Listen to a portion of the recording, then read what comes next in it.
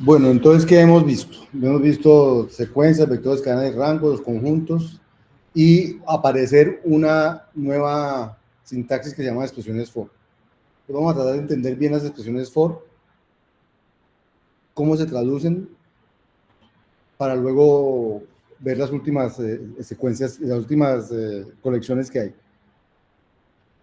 Entonces, ¿para qué sirven las expresiones for? Por ejemplo, sirven también para hacer consultas típicas a bases de datos. Entonces, supongamos que tenemos una base de datos de libros representada por una lista de libros de escala. Entonces, lo vemos mejor aquí.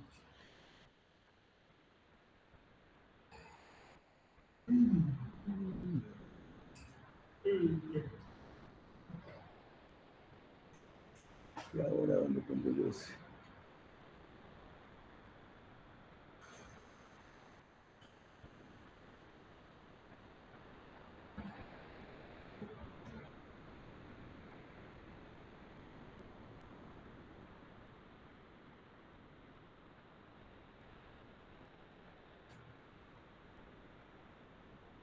Listo. Entonces, supongamos que tenemos una clase libro que tiene un título y unos autores, y que tenemos una lista de libros que tiene los libros que tengo en la biblioteca. Libro 1, libro 2, libro 3, libro 4, que son los libros del curso realmente, o las referencias del curso. Eso es lo que dice aquí. Entonces, uno típicamente quiere saber cuáles son los libros cuyo autor es tal, o los libros que tengan la palabra programa en el título, o los autores en la base de datos que han escrito al menos 2 libros. Aquí hacer consultas. Entonces, por ejemplo, miren, quiero saber los libros cuyo autor sea Odersky. Entonces digo, para cada uno de los libros de la base de datos que se llama libros, recorra a sus autores. A va por la colección de autores de ese libro y mire si cumple con que ese autor empieza con Odersky. Y si es así, entonces recolecte el título del libro. Entonces, fíjense lo cómodo que son las expresiones for para ese tipo de cosas.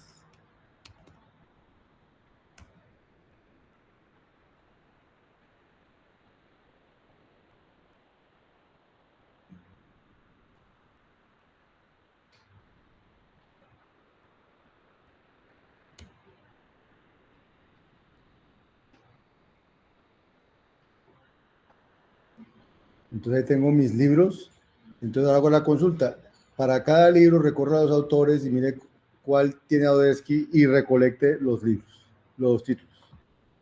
Entonces me va a entregar, mire, una lista con los títulos de los libros cuyo autor es Odersky. ¿Sí? O digamos que yo quiero saber los libros que tienen la palabra program en el título. Entonces digo, para cada uno de los libros haga el filtro de que el título del libro debe tener la palabra program dentro del título. Es decir, yo busco en dónde está la palabra program dentro del título, y si me da un número mayor o igual que 0, quiere decir que ese título, que esa palabra sí estaba en el título. Y recolecto los títulos. Entonces, miren, me va a dar los libros que tienen la palabra program. Aquí está la palabra program. Aquí está la palabra program. Aquí está la palabra program en el título. O me dicen los que hayan escrito al menos 2 libros en la base de datos. Entonces yo digo, bueno, entonces los autores que hayan escrito al menos 2 libros. Entonces digo, bueno, por cada libro, con L1 recorro los libros, con L2 también recorro los libros, miro que los libros sean diferentes, con A1 recorro la lista de autores del 1, la lista de autores del otro con A2, y si en algún momento los autores son el mismo, entonces recolecte el señor A1. O sea, estoy tratando de ver qué autor ha escrito más de 2 libros. Entonces aquí estoy diciendo, recorra todas las parejas de libros, y si hay 2 libros que tienen un autor, entonces recolecte el autor. Pues está preguntando qué autores han escrito más de 2 libros o más. Entonces, lo que quiero que mire es la expresividad de las expresiones for. Entonces aquí me salió Odersky 2 veces, o sea que él ha escrito 2 libros. Por cada vez que escribió un libro apareció. Ah, no, ya, aquí apareció que fue Odersky el único que está en el repetido. Lo que pasa es que apareció 2 veces. ¿Por qué apareció 2 veces? Porque recorrió con el E1 la lista de libros, con el E2 la lista de libros, entonces recorrió las mismas listas de libros. Entonces cuando recorrió el libro 1 con el 2, en el que estaba repetido, sacó a 1. Y cuando recorrió el 2 con el 1, también sacó a 1. O sea, los libros se repitieron, bien, repitió la consulta con los libros en un orden y en el otro, pero era el mismo libro con el mismo autor. Entonces, si uno quisiera que no hubiera repetidos, entonces uno le puede decir que, por ejemplo, en esta consulta, en lugar de pedir que el libro 1 sea diferente del libro 2, pida que el libro 1 sea menor que el título del libro 2, de manera que no los compare, sino hacia un lado, hacia el otro lado no los compare. O sea, solo toma en cuenta una vez.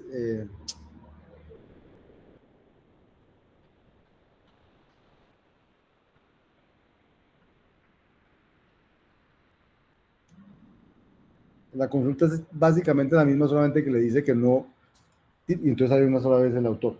El autor que ha escrito 2 libros, que aparecen 2 libros.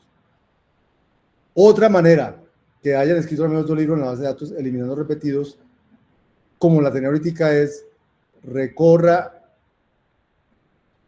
haga lo mismo que hicimos ahorita, pero como sé que puede a veces aparecer el mismo, entonces al final diga que los quiere todos los distintos. Y entonces ese distinct elimina los repetidos.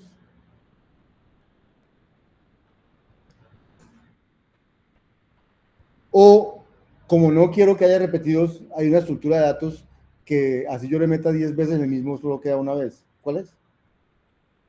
¿Cuál? No, los conjuntos. Los conjuntos no aceptan repetidos, las listas sí aceptan repetidos. Entonces los conjuntos, entonces en lugar de hacer la consulta con libros, que era una lista, la convierto en conjunto y hago la consulta como si fueran conjuntos. Y entonces, como son conjuntos, él va a devolver un conjunto y en los conjuntos no hay repetidos. Entonces devuelve un conjunto en el que solo hay uno. O sea que la eliminación de repetidos la hizo por ser conjunto, no porque la hice yo desde mi consulta, sino que la hizo él siendo conjunto. Bueno,